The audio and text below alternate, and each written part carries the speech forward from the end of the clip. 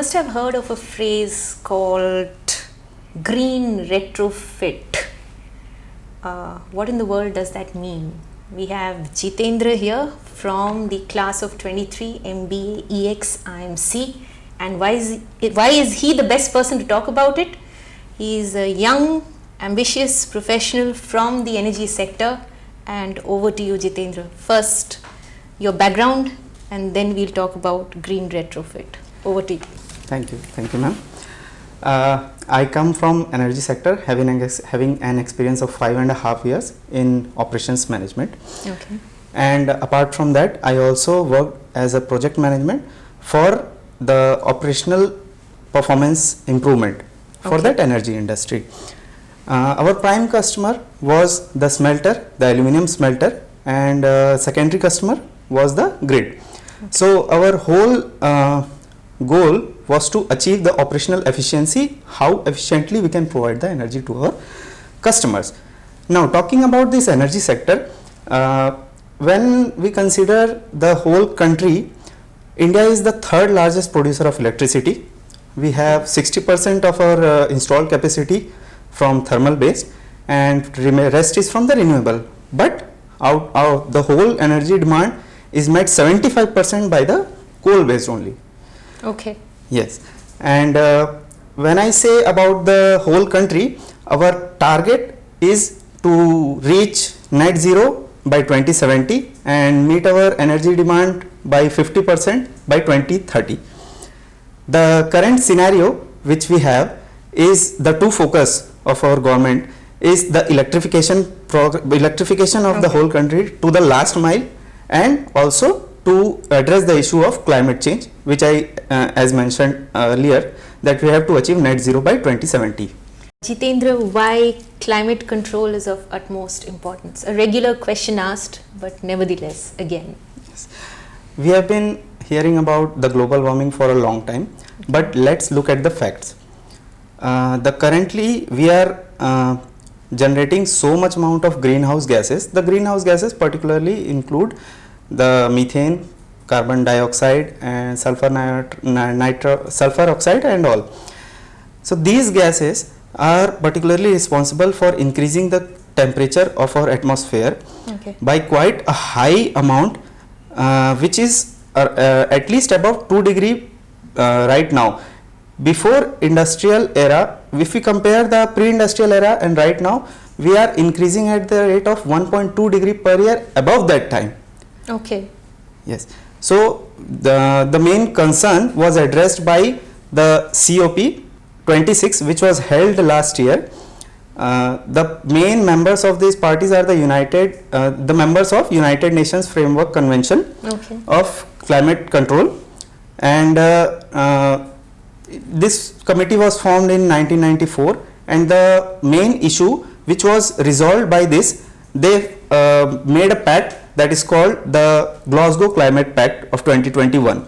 In this pact, they have set a target that their net zero content will be reached by 2050, although India has set the target by 2070, but their target is by 2050.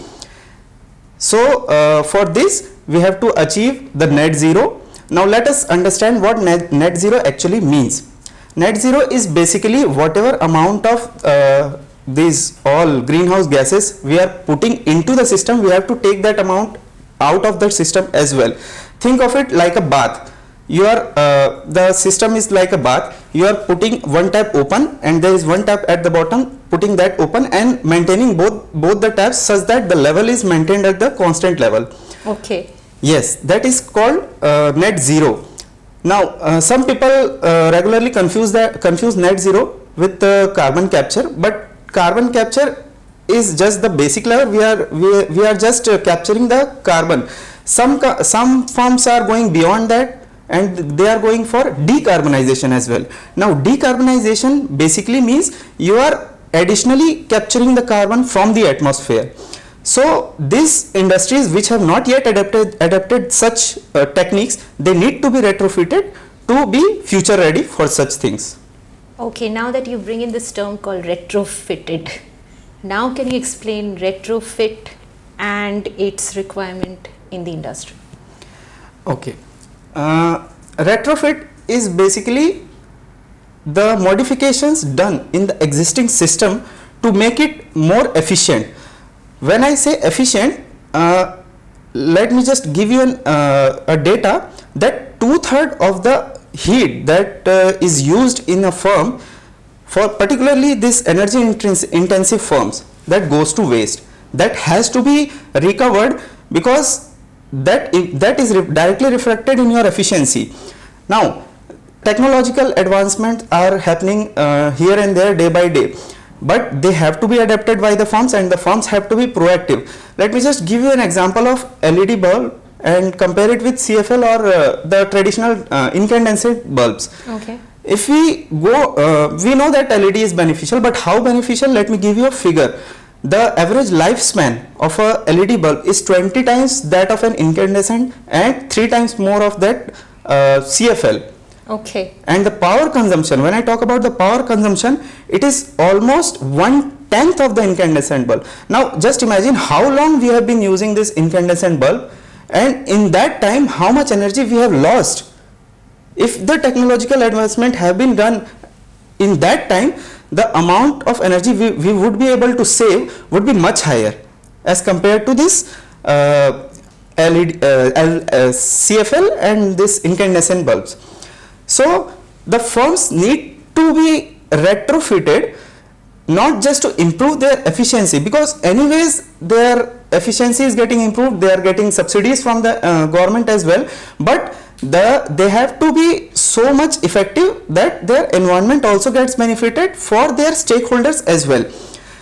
Now when I say why we have to think about the industry as well, I recently read an article after joining this course, the marketing myopia.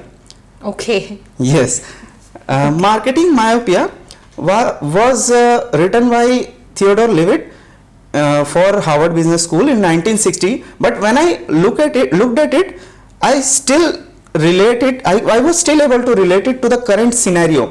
What was mentioned in that article is that energy firms need to realize what business they are exactly in. Any firm, not just energy sector. Suppose there was an example given in the article about the railways. Why the railways are not performing well? Because they did not think themselves as a transportation firm. They thought themselves as a railway firm. So we have to go for the solutions. The moment these firms realize that they are not the thermal based or fossil fuel based firms, but they are the provider of energy solutions, then only they will be able to break through and able to maintain their sustainability in the near future. Also, there are a lot of innovations happening, and our Prime Minister in last year in COP26 have made a pact with the Prime Minister of UK, okay, that the goal is to achieve the one sun, one world, one grid, which means the connectivity of the grid has to be grown beyond the boundaries of the country for this sustainable future. I see. Did I get it right? One sun, one world, one grid. That's the phrase. Yes. Is it? So the next and the last question here. How can the traditional energy firms adopt to the changing energy market scenario? And what do you do with retrofit here? Yeah. So to be retrofitted, there are two ways to achieve that. The first one being the implementation of energy management solutions. Now let us talk about what energy management actually is. Energy management is the framework combining the management and the technical part to derive proactive and integrating solutions to be future ready, to gain higher efficiency. Now whenever we are talking about this energy management, it has to be done along with the firms and the people who can think outside of the firm as well, to see the overall impact of that thing. This particular energy management thing can be done by leveraging the innovative thinking and the technology advancement that are coming day by day.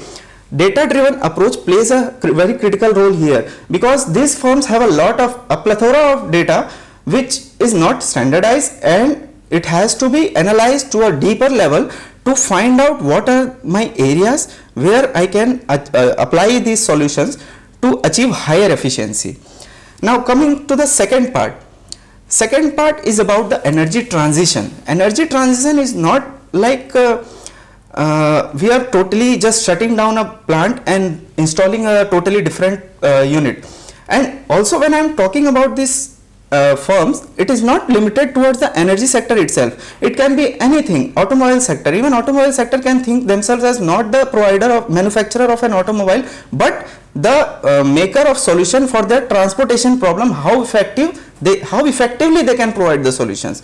And effective means eventually we will come down to cost, in what minimum cost we can produce and we can provide it to customer. So to be relevant in this industry, everyone needs to think in this sustainable way. Now, for this energy transition, there is a current trend going on about the climate financing. What climate financing basically means is financing the new projects which can be implemented in the system to help the organization in two ways: improving their system as well as going outside their system to the environment, to the public, to the society, and everyone, all the stakeholders involved. Now this can only be achieved by bringing the solutions to the firms. Many consultancy firms are doing this kind of thing. They are providing this kind of energy management solutions to the big players.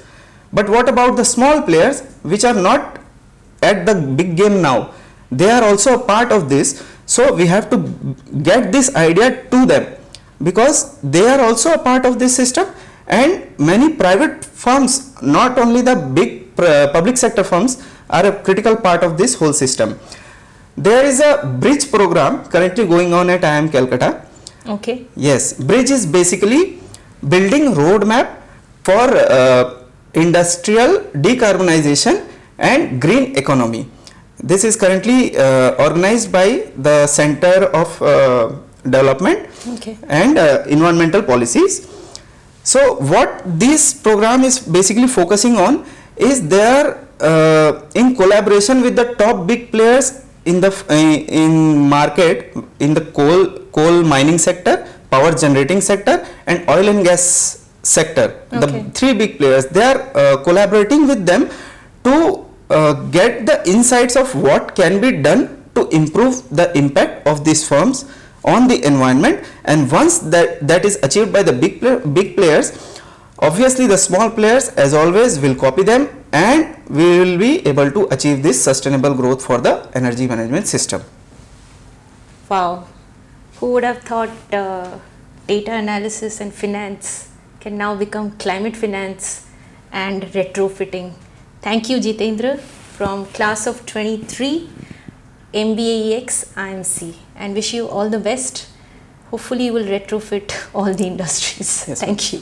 Thank you.